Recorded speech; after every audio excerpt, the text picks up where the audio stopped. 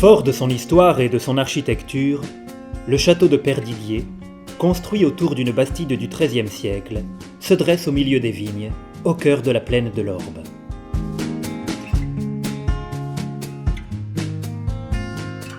L'organisation originale des volumes s'explique par diverses interventions qui, jusqu'au XVIIe siècle, ont transformé la bastide d'Annogères en château.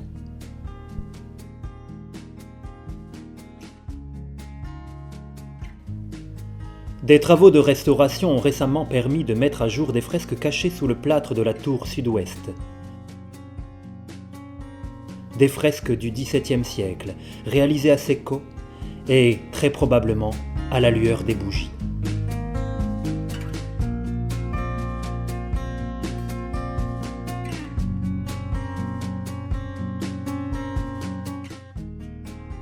En effet, les tours, autrefois sans fenêtres, n'étaient pourvues que d'étroites meurtrières. Certaines, toujours visibles, témoignent de la vocation défensive du château, qui fut probablement entouré de douves.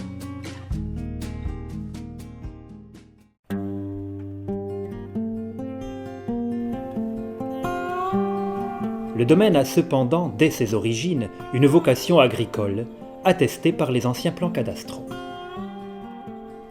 Un temps abandonné, les cultures de semences, de céréales et d'arbres ont aujourd'hui rejoint la plaine, redonnant aux terres du domaine leur vocation originelle. Maïs, colza, tournesol, blé, sorgho et protéagineux tels que les pois sont ici cultivés pour l'alimentation humaine et animale, tant que pour la semence, sur une superficie avoisinant les 600 hectares. En 2005, des parcelles agricoles sont plantées de noyers. Si dans un premier temps, cela répond à une préoccupation esthétique paysagère, les impacts écologiques liés aux arbres fournissent de bonnes raisons de pratiquer l'agroforesterie. En effet, la présence de cultures incite les noyers à développer des racines plus en profondeur, créant ainsi un ascenseur hydraulique. Un réseau racinaire qui assure au sol une bonne structure, lui permettant de maintenir l'eau et les nutriments en surface. Ce réseau de racines constitue aussi un excellent système filtrant des polluants, contribuant de manière tout aussi naturelle à une meilleure qualité de culture.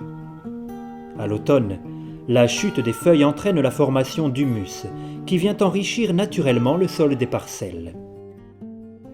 Enfin, la faune auxiliaire apportée par les arbres équilibre la présence d'insectes ravageurs des cultures, ce qui conduit à écarter l'utilisation d'insecticides. Le choix des arbres a été induit par la nature du sol.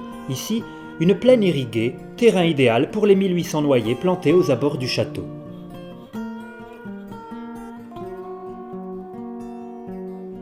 En 2013, le domaine de Perdiguier s'engage comme testeur dans le cadre du projet Oxymore, en partenariat avec la Chambre d'agriculture et l'Observatoire de la biodiversité. Ce programme vise à accroître les connaissances concernant la présence d'insectes auxiliaires sur les parcelles agroforestières, par l'installation de protocoles dans les champs, un comptage hebdomadaire des insectes et des invertébrés, et une observation visuelle de leur comportement.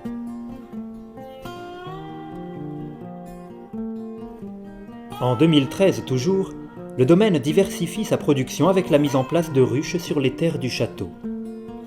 Des haies en bordure des champs, constituées d'une diversité d'essences végétales, assurent une floraison tout au long de l'année et permettent aux abeilles de butiner en toute période pour élaborer un miel dont les saveurs évoluent au rythme des saisons.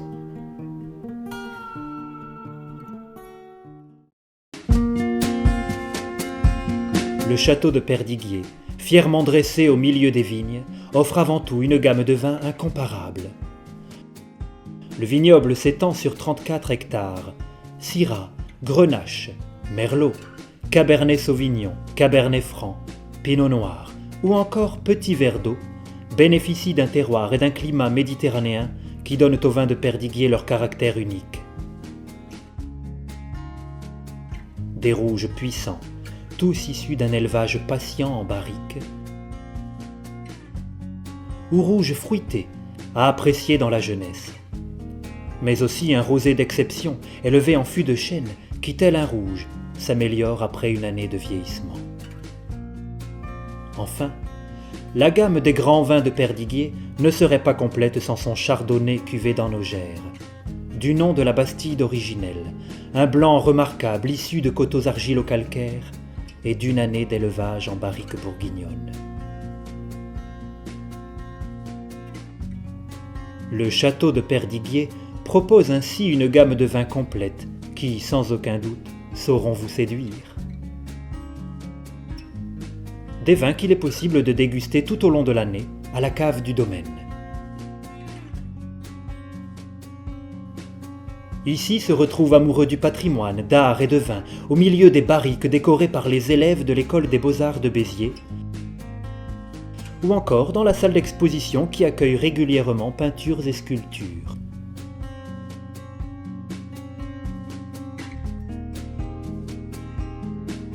L'art et le vin, un mariage réussi au château de Perdiguier.